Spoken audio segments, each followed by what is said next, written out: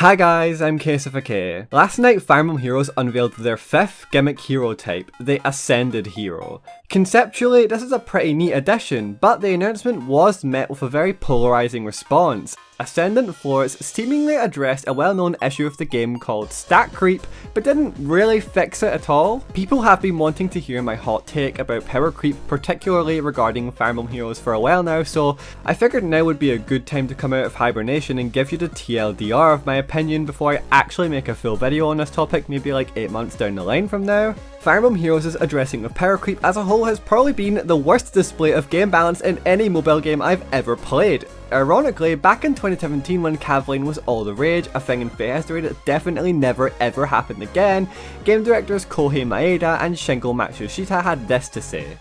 If we see a situation that appears to be unbalanced, we want to address that by looking at ways to make other heroes more appealing to use.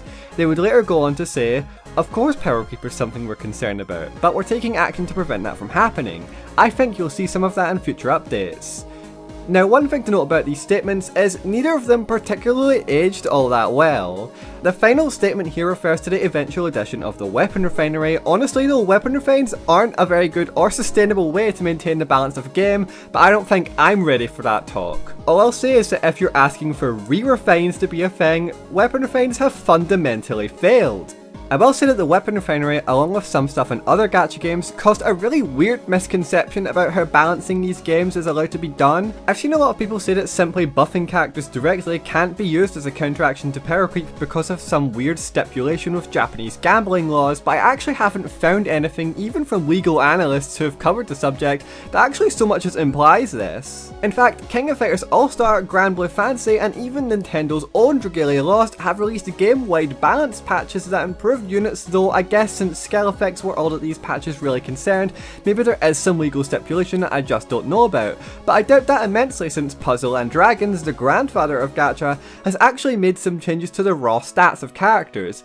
But it's weird that the legal ramifications of something like this are still in a weird grey area where we don't actually have a clear answer. Puzzle and Dragons shows that stat creep is not a problem that's very difficult to approach. Buffing units at their core is generally fine, and I have a pretty good feeling that a vast majority of players wouldn't mind a game balance patch for heroes that redistributes the stat lines of old units. But I guess we'll just have to get used to Fire Emblem Heroes adding gimmicks for game balance like this that don't actually fix the ever-widening gap between older and newer units.